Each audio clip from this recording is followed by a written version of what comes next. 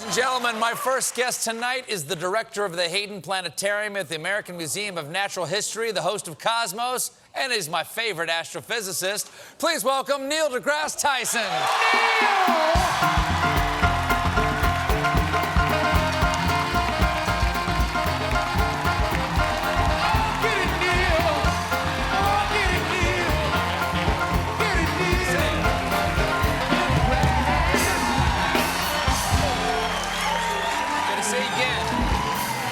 Thank you. Nice But to have first, you back. Yep. fess up. How many astrophysicists do you know? If I'm your favorite, I don't even know what that means. I don't want to know any others, Neil. You understand? I don't remember my old girlfriends. I don't remember the old astrophysicists before I met you.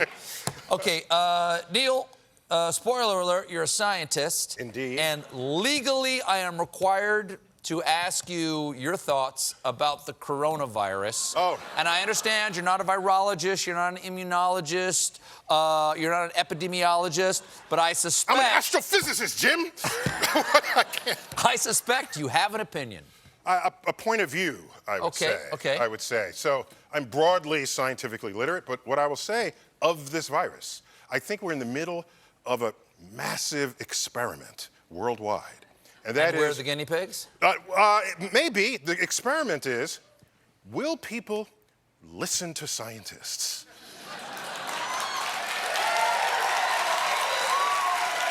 In this case, referring to medical professionals. Medical professionals. In this particular case. Say Anthony Fauci over at Allergy and Infectious Disease. For example, and are you washing your hands? And are you taking these precautions? These are warnings offered by scientists. And for our own good. For our own good. And it seems to me, if we all listened and all paid attention, don't freak out, right? Don't live in, a life lived in fear is a life half lived. So you don't want to, so it'd be interesting if we all paid attention to what scientists say. Maybe the coronavirus will just blow on by. With a minimum of cases, and then we kicked its ass for obeying the recommendations of scientists on how to minimize your chances of getting it. That would be, it's an interesting experiment we're in the middle of. I hope we win. I hope science wins. Yes. I hope knowledge comes out on top this time. Yes. Okay. Yes. Last week, it was announced that scientists have just discovered, or observed, the largest explosion since the Big Bang.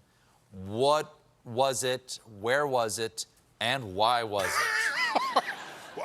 it? So we didn't see the explosion. We saw the hole, the gaping hole left over by it. So there's this void or something? 400 million light years away is a cluster of galaxies, and the medium in which these galaxies move, there's a very hot gas.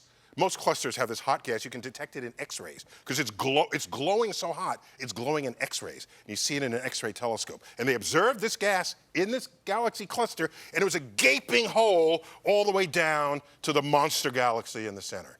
And no one understood it at first, and we realized sometime in the past there was an explosion from the black hole in the center of that galaxy and blew out a hole through this cluster. How big are we talking? I understand that when we're talking on supergalactic scales, the numbers don't mean anything. It's like, how much money did Mike Bloomberg waste? It's too big of a number for us to understand. So many diameters of our entire galaxy across the hole that came out of this galaxy cluster. But here's a fun point here, is you can ask, how big was that explosion? And if nothing else was ever that big, then your adjectives are challenged by this.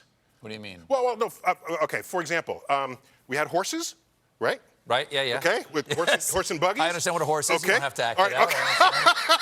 Right. The big thing with the hooves. So then we invented cars, and we say, well, how do we know how powerful the car engine is? We measure it in horses. Horsepower, you see? Because it was more powerful than any other engines before, so it's measured in horses. And to this day, NASA will still report the power of rockets in horsepower, which is completely absurd, because no matter how many horses you string together, they will not elevate into space, okay? So it just doesn't make any sense. It's just, they're not horses lined up inside of here. That's not how that... Got it. Okay, so other news closer to home. Yeah. How far away was this one, by the way? About 400 million light years. So good distance. Yeah, safe away. Safe yeah, was, safe. okay. We were safe. Also news from our solar system, which I'm rather excited about. There's a mini moon out there, the second ever discovered. You don't like this question. No, Why don't you like this question? It's just a rock. They're calling it a rock. mini moon. They could have called it a mini rock. That would have been more accurate. Okay, but they got all poetic. But it's orbiting us, isn't it? Yes, but so is space junk. And plus, we have a whole real moon, okay? That's still vying for your affection. I'm aware. And you're trying to pay attention to a rock that just happened to wander by. Come on. Everybody's looking for a new moon. What's interesting is that yes. the orbital pathways in the solar system are such that occasionally we can capture a wayward rock. So this thing was just drifting by and it got Drifting by whipped in? in a trajectory that enabled it. Most that come by, they'll go on by unscathed. But this one we happened to capture. So will this orbit degrade and eventually come in? It's not clear. I haven't studied the orbital mechanics of it. That it's possible, but I think unlikely. Okay. So of all the things to worry about in the world today, don't worry about that. Don't worry about it. I'm not worried. There's supposed to be something about the size of Mount Everest whipping by in April. That would be bad. Yes. Okay, because... like 2.5 miles wide, something like Yeah, that. but Everest is like 5 or 6 miles kilometers. across. Yeah. So that the dinosaur, the asteroid that took out the dinosaurs was the size of Mount Everest. So you don't want one of those coming down. So should I be making my peace with a god who may or may not be there? No, this is not going to hit us. No, don't worry about it. And how do you know this? Because we have physics. I'm just making this up. No, but you can I'm not questioning that. Well, why did I learn about this rock if it's not going to hit us? It's if called just another... math. Okay. Okay. Second. But they're telling me this thing's going to come. It's called clickbait. That I understand. That I understand. Because I'm just thinking, if this thing is going to come by, if it was going to hit us on April 22nd, I'm like, why am I Purelling my hands? It doesn't matter. April 22nd, Earth Day. Oh, is that? Yeah, you would hope it wouldn't hit on April 2nd. That would be just embarrassing. How? Here we are trying to protect Earth, and nature kills Earth. What year? Or this is the 50th, right? 50th, a nice round year for Earth. Okay. Earth year. I mean, Earth Day. So what should this 50th? So seeing how we're treating the Earth, should we celebrate Earth Day or just apologize to the Earth this time around? We should do both. Yeah. First apologize, and then tell Earth how you're going to make things better. Well, and let me just tell you something. That? You know when the first Earth Day was 1970? You know why it was in 1970? How come it wasn't in 1960 or 1965 I don't or 1980? know. I have a feeling you're about to tell me. Yes. We were actively going to and walking on the moon by 1970. With this spacecraft, the Saturn V. So sorry, all of us didn't make it to the moon. Just a little upper part here where the astronauts are. Right, so, yeah. Because you need that much fuel to pull that off. Sure. So then, we go to the moon to explore the moon, and we turn around, and we discover Earth for the first time. And In its entirety. In its entirety.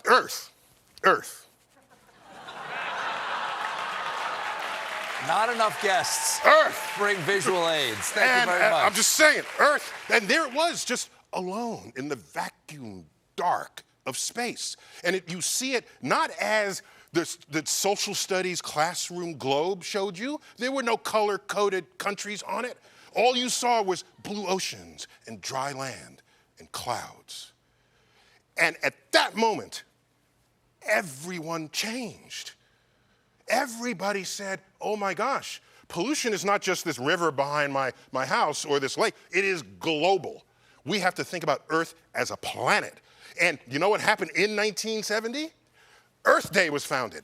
The Environmental Protection Agency was voted into existence. By the way, by a Republican president. And what else happened? Over those years that we were walking on the moon, up through 1973, leaded gas was banned. What else happened? The National Oceanic and Atmospheric Administration was founded to take a look at the climate on Earth. No one before had thought of connecting the oceans and the clouds before, and they're both in the same title of that agency. A Comprehensive Clean Air Act, Clean Water Act, all that happened while we were going to the moon. And people ask, people ask, why are we going in space? You know why are you going in space? Because a cosmic perspective can descend upon you in such a way that you are realigned with your own survival and the survival of others in such a way that maybe you're going to do something about it. And we're in the 50th anniversary of that, and we need to keep doing it. That's all I got. I agree. Can you, Neil,